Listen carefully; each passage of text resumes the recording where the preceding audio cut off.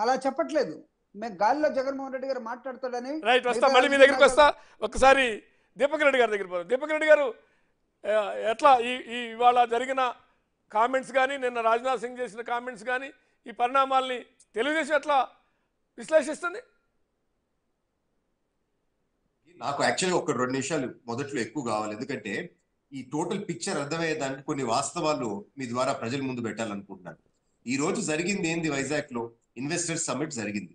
Investor summit లో ముఖ్యమంత్రి గారు రాజకీయాలు మాట్లాడి ఇంత డిస్టర్బెన్సెస్ ఉన్నాయి, అందరూ వ్యతిరేకంగా ఉన్నారు, నేను ఒక్కడినే దీనికి ఫార్ గా ఉన్నాను అని అంటే, ఎవరన్నా డబ్బు పెట్టేవాడు వచ్చి ₹1 పెడతాడా అండి? ఇంత డిస్టర్బెన్సెస్ ఉన్నప్పుడు పెట్టేదానికి రిస్క్ తీసుకుంటారా? అన్నీ క్లియర్ అయిన తర్వాతనే చూస్తాము అని అనుకుంటారు. సో ఫండమెంటల్ గా వారు చేసింది ఒక పెద్ద బ్లండర్, అది ఒక పెద్ద ఫెయిల్యూర్ అవుద్ది, మీకు రాబోయే రోజుల్లో తెలుస్తుంది. గతం మనం ట్రాక్ రికార్డ్ తీస్తే ఉగాదికి వెళ్ళిపోతున్నాము అని అనౌన్స్మెంట్, మళ్ళా దసరాకి వెళ్ళిపోతున్నాము అని ఇంకొక అనౌన్స్మెంట్, మళ్ళీ కొన్ని రోజుల తర్వాత దీపావళి కాడికి వెళ్ళిపోతున్నాము. సో ఇట్లాంటి అనౌన్స్మెంట్లు చాలా వచ్చినాయి. So A degree of seriousness ఈ కామెంట్స్ పైన ఉందో అని చెప్పి ప్రజల్లో కూడా ఈ రోజు ఒక డౌట్ ఉంది. సో కేవలము 3 ప్రాంతాల మధ్యలో చిచ్చు పెట్టి రాజకీయ లబ్ధి పొందేదానికి ఎలక్షన్ టైంలో ఓట్ల కోసము ఒక జగన్ నాటకాన్ని లేవనెత్తినారని చెప్పి మాత్రం మనకు పక్కా అర్థమవుతా ఉంది. నేను ఈరోజు ఒక 2-3 అంశాలు నేను డీటెయిల్లో పోయే ముందు నేను లేవనెత్తాలనుకుంటున్నాను. ఒక సినిమా ఫ్లాప్ సినిమా తీసే డైరెక్టర్ కూడా ఆ రిలీజ్ అయ్యే రోజు మనం అడిగితే ఇది 100 days ఆడద్దనే నమ్మకంతో వస్తారు.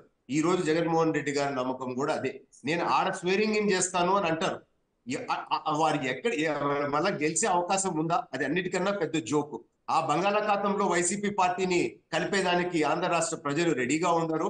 ఎట్టి పరిస్థితుల్లో మళ్ళా గెలిచే అవకాశం లేదు, ఆ ఒక ఛాన్స్ ఇచ్చింది అయిపోయింది అని మాత్రం మనకు క్లియర్ గా అర్థమవుతా ఉంది. ఇప్పుడు రాయలసీమ వాసులు సూటిగా ప్రశ్నిస్తూ ఉన్నారు, మీరు ఇన్ కేసు రాజధాని మార్చే విధంగా అయితే, పాత రోజుల్లో కర్నూలులో మాకు రాజధాని ఉండింది, మాకు అక్కడే ఇవ్వండి, మళ్ళీ ఎందుకు అంత దూరం పోవాలా అని. మా పాత నియోజకవర్గం, నా రాయదుర్గం నియోజకవర్గం, నేను ఇంతకు ముందు రిప్రజెంట్ చేసిన నియోజకవర్గం నుంచి వైజాగ్ కి పోవాలంటే 18 hours అవుద్ది. మా వాళ్ళు పోగలుగుతారా? సూటిగా ఈ రోజు రాయలసీమ ప్రాంతం వాళ్ళు ప్రశ్నిస్తా ఉన్నారు. అదే విధంగా మీరు ఈ రోజు చూస్తే వైజాగ్ ని కూడా మనం కన్సిడర్ చేస్తాం. ఒక సైడ్ సముద్రం ఉంది, ఒక సైడ్ మన స్టీల్ ప్లాంట్, పోర్టు ఇవన్నీ ఉన్నాయి, ఇంకొక సైడ్ ఫారెస్ట్ ఏరియా ఉంది, టెంపుల్ ల్యాండ్స్ ఉన్నాయి. అక్కడ గ్రోత్ అయ్యే అవకాశం కూడా పెద్ద ఎక్కువ లేదండి. సో ఎందుకు ఇది అర్థం చేసుకోలేకపోతున్నారు అనేది ఒక ప్రశ్న. వైజాగ్ లోకల్ పీపుల్ మీరు అడిగితే, ఇక్కడ మీకు రాజధాని కావాలా అని అంటే మాకు వద్దు, ఎందుకంటే దౌర్జన్యము దోపిడీ వస్తా ఉంది, మాకు వద్దు, మేము ప్రశాంతంగా ఉండే ప్రదేశం అని చెప్పి నేను ఛాలెంజ్ చేస్తా ఉన్నాను. మీ రిపోర్టర్ని రేపు ప్రజల్లోకి పంపేయండి, ఇది అనకపోతే నేను గమ్ముగా అవుతాను. అక్కడ ఉన్న వైజాగ్ ఆ పార్టీ వైఎస్ఆర్ పార్టీ ఎంపీ కుటుంబానికే సెక్యూరిటీ లేదు. మనం చూసాం ఇంతకు ముందు జరిగిన ఇన్సిడెంట్. విజయమ్మ గారు ఇంతకు ముందు అక్కడ ఎంపీగా నిలిస్తేనే అక్కడ లోకల్ ప్రజలు తిరస్కరించినారు.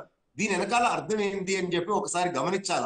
ఇంకొకటి ఏంటి అంటే, నిజంగా జగన్మోహన్ రెడ్డి గారికి వైజాగ్ మీద ఇష్టం ఉండుంటే, ఒక చేస్తాము ఏదన్నా అనుకుంటుంటే, ఈ 5 సంవత్సరాల్లో ఏం డెవలప్మెంట్ చేసేదని చెప్పి నేను సూటిగా ప్రశ్నిస్తున్నాను.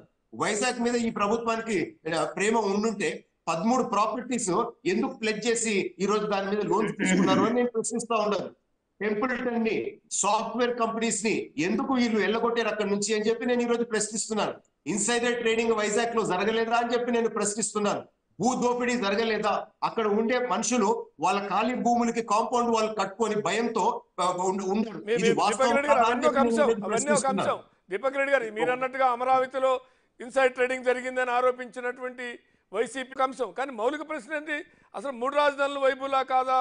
మరి ఒక రాజధాని ఇప్పటికే హైకోర్టులో ఎఫిడవిట్ ఇచ్చారు, హైకోర్టుని కర్నూలుకి షిఫ్ట్ చేయట్లేదని.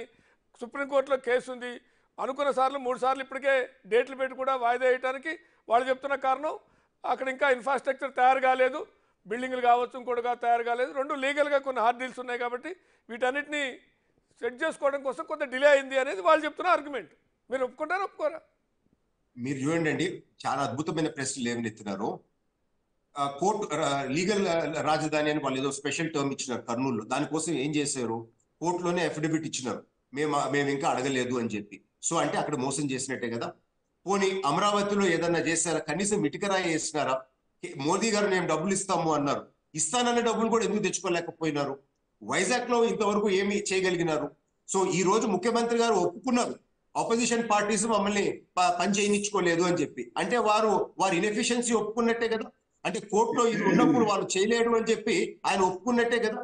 సో ఆయన ఫెయిల్యూర్ ఆయన ఒప్పుకున్నప్పుడు వేరే ఏ ప్రాంతాల్లో 3 ప్రాంతాల్లో జస్టిస్ చేయనప్పుడు ఏ విధంగా వీరికి నైతికత ఉంది మాట్లాడేదానికి అని చెప్పి నేను ఈ రోజు ప్రశ్నిస్తూ, ముఖ్యంగా అమరావతి మేము కౌన్సిల్లో వాళ్ళ మంత్రులకి వాళ్ళ సభ్యులకి అర్థమయ్యే విధంగా చెప్పినాం, ఇది సెల్ఫ్ ఫైనాన్స్డ్ ప్రాజెక్టు, ఫలాని విధంగా చేయండి అని చెప్పి మేము బయట ఎక్స్ప్లెయిన్ చేసాము. వాళ్ళకి అర్థం కాలేదు. కౌన్సిల్లో కూడా మేము ఎక్స్ప్లెయిన్ చేసినాము, అప్పటికీ అర్థం కాలేదు. వీరు ఇంత ఇన్వెస్ట్మెంట్ పెట్టలేము అని చెప్పి ఈ రోజు ముఖ్యమంత్రి గారు ఒప్పుకున్నారు కదా. సో మేము ఛాలెంజ్ చేస్తా ఉన్నాం, మీరు చంద్రబాబు నాయుడు గారికి ఈ అమరావతి క్యాపిటల్ బిల్డింగ్ వదిలిపెట్టండి, రాష్ట్ర ప్రభుత్వం మీద బర్డెన్ లేకుండా మేము దాన్ని చేసి చూపిస్తాము, అది సెల్ఫ్ ఫైనాన్స్ ప్రాజెక్టు అని చెప్పి మేము ఛాలెంజ్ చేసి చెప్తున్నాము. ఈ ప్రభుత్వం పూర్తిగా ఫెయిల్ అయింది అని చెప్పి ప్రజల దృష్టికి మేము తెస్తా ఉన్నామండి మీ ద్వారా. రైట్, ఒకసారి రామకృష్ణ గారు జాయిన్ అయ్యారు. గుడ్ ఈవినింగ్ రామకృష్ణ గారు, సిపిఐ రాష్ట్ర కార్యదర్శి రామకృష్ణ గారు. తాజాగా మళ్ళీ ఒకసారి వైజాగ్